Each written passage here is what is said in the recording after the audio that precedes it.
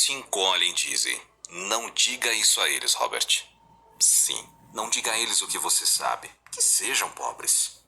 Então, meu pai era chefe de educação, doutorado, todas essas coisas. Fui para casa e perguntei a ele: "Por que não aprendemos sobre dinheiro na escola?" E ele me olhou e me disse: "Porque o governo não nos deixa ensinar essa matéria. O governo nos diz o que podemos ensinar e o que não podemos." Eu achei isso estranho e disse a ele: "Mas não vamos à escola para aprender sobre dinheiro?" E ele me disse: "Não, o seu trabalho é conseguir um trabalho." Eu disse a ele: "Mas uma pessoa consegue um trabalho para ganhar dinheiro." E ele disse: "Não, suponho que você somente tem que conseguir um emprego." "Não. Não é o propósito de um trabalho ganhar dinheiro?" E ele disse: "Você tem razão." Eu disse: "Então por que não aprendo sobre dinheiro? Eu posso pular a parte do trabalho." Ele ficou nervoso e disse: "Se você quer aprender sobre dinheiro, por que você não pergunta ao pai do seu melhor amigo sobre dinheiro?" E eu disse: "Por quê? Esse é o Mike." Então eu perguntei isso a ele e ele disse: "Porque o pai do Mike é empresário." E eu disse a ele: "Quem é você?" E ele disse: "Sou um empregado. Sou um empregado do governo." E eu disse: "Oh, qual a diferença?" Ele disse: "A diferença é que um empresário deve saber de dinheiro, ou já não é um empresário." E ainda disse: "O empregado não tem que saber nada de dinheiro, porque o governo se encarrega dele. A empresa se encarrega dele." Então eu sou uma criança e estou confuso, mas segui o conselho do meu pai e fui até o escritório do pai do Mike e bati na sua porta. Eu disse: "Oi, estou aqui, 9 anos, me ensina sobre dinheiro." E ele me disse: "Vai embora daqui, criança." Mas foi aí onde começou a história do pai rico, pai pobre, e finalmente através da persistência. Meu pai rico começou a me ensinar sobre o dinheiro com uma condição, e essa condição foi que ele nunca me pagaria.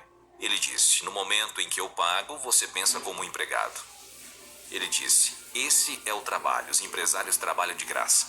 Tenho 9 anos, minha cabeça parte pela metade. O governo se encarrega dele, a empresa se encarrega dele.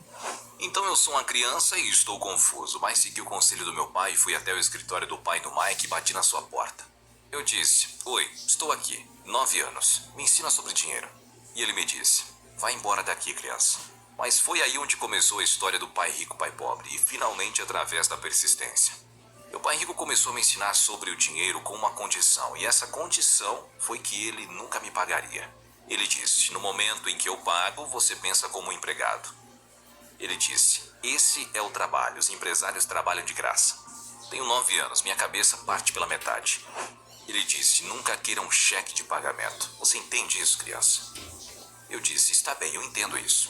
E ele disse: "Bom, como faço para ganhar dinheiro?" Isso é o que os empresários pensam. Então, como aprendo sobre dinheiro? Simplesmente ele pegou um tabuleiro de jogo de monopólio. Então eu trabalhava de graça, recolhia pontas de cigarro. Ele tinha hotéis e restaurantes e eu limpava e fazia tarefas menores. Quando cresci e cheguei na maioridade, comecei a trabalhar no escritório de marketing e na contabilidade. Era um aprendiz, basicamente, mas sempre trabalhei de graça. Ele me ensinava sobre o dinheiro, mas a forma em que me ensinava sobre o dinheiro era jogando Monopólio.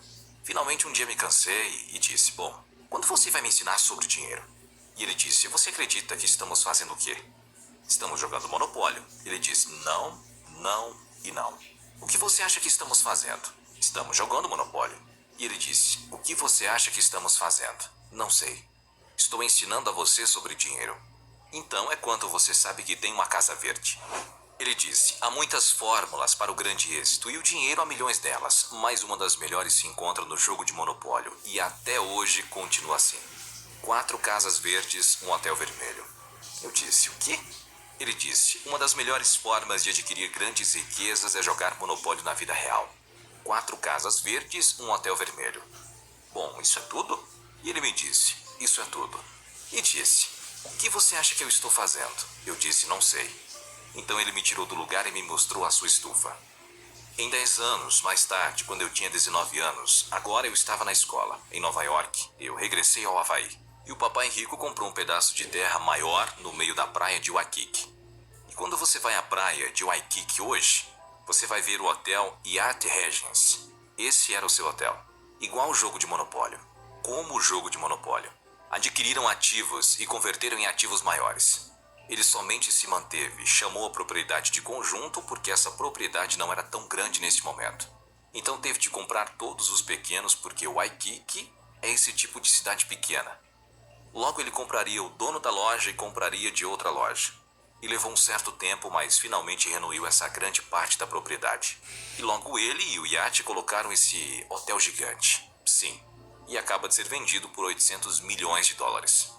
Assim foi como aprendi sobre dinheiro. Eu tive choques financeiros, tive pessoas que me apunhalaram pelas costas. Mas tudo é bom, porque eu cresço a partir dele. Isso é espiritualidade. Sim. As pessoas que têm medo de se equivocar, como ensina a escola, não crescem nunca, porque a espiritualidade é que há um bem e há um mal. Existe o correto e o incorreto. Há em cima e há embaixo. A maioria das pessoas só quer estar bem, somente querem ser positivos. Bom, você não pode ter isso, isso não é realidade. Bom, não era pobre segundo os padrões da maioria das pessoas, mas eu vim de uma família com atitude pobre. Sabe ao que eu me refiro? Porque rico, pobre, classe média, a pobreza começa com uma atitude fundamental. A pobreza se transmite, se ensina às famílias, e a classe média se ensina nas famílias. Então a pessoa que agora mesmo está sentada na sua casa e que tem problemas financeiros, ou está preocupada pelo dinheiro, ou é infeliz, pode ser que esteja ganhando muito dinheiro, mas é infeliz com o que está fazendo, provavelmente ensinaram isso a você, ao seu superego também ensinaram. Consiga um trabalho, trabalhe duro, ou você nunca será rico ou o que seja. O sistema da escola nunca vai ensinar sobre dinheiro. O sistema escolar foi desenhado para ensiná-lo a ser empregado, o qual é importante. Ou médico, ou advogado, especialista, mas nunca sobre dinheiro. E a maioria das pessoas carece de conhecimentos empresariais reais, como contabilidade, dívida e impostos. Você tem que saber essas coisas, mas não ensinam isso nas escolas a ninguém.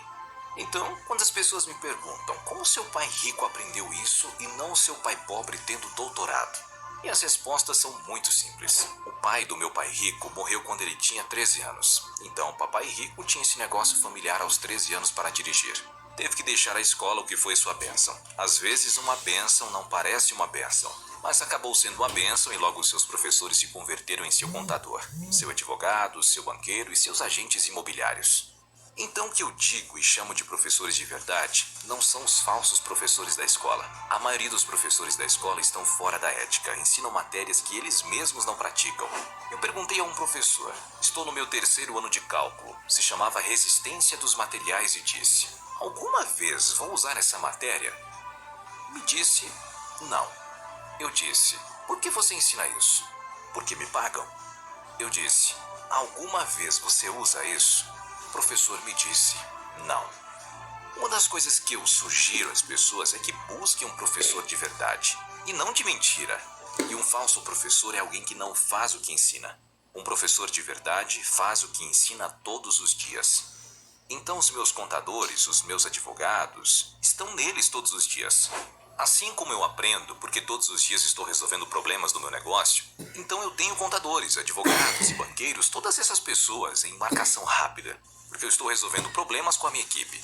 Vejo que agora você dá isso e... sim, os ricos se encolhem e dizem: não diga isso a eles, Robert. Não diga a eles o que você sabe. Sim, que sejam pobres. Mas infelizmente os pobres, como estava na Bíblia, não são muito religiosos. Os pobres sempre estarão entre nós. Tudo começa aqui em cima. Verdade, essa é a mentalidade do medo. Está nas suas palavras, e as palavras se fazem carne. Não sou muito religioso, também suspendi uma escola dominical. Mas quando dizem que não posso pagá-lo, ou que não posso fazer isso, se afundam, se convertem no que dizem. Meu pai disse: você acredita que eu estou feito de dinheiro? Não posso me permitir isso. E meu pai rico dizia: por isso é pobre. Os pobres dizem: não posso me permitir isso, não posso fazer isso, não tenho tempo, porque isso é um escape. É mais fácil dizer: eu não posso me permitir isso. E o que dizia o seu pai rico? No lugar de não posso me permitir isso, como posso me permitir isso? Como eu posso fazer isso? O que eu preciso? O que eu deveria fazer? Ou por que eu deveria fazer isso? Dizia: uma pergunta abre a mente, uma afirmação fecha a mente. Veja só, quando eu digo que não posso me permitir algo, a sua mente se fecha e você se converte naquilo que você diz. O rugby é um esporte de equipe, mas também o futebol é. As regras são diferentes e as outras pessoas são golfistas, jogam sozinhos. Então todo mundo é diferente. Meu jogo financeiro é o negócio número 1. O segundo é o imobiliário. Então o que eu digo aos jovens é que encontre o seu jogo. Ao longo desse vídeo você viu como surgiu o pai rico, o pai pobre. Um discurso incrível. Se esse vídeo fez sentido pra você, se inscreva no canal.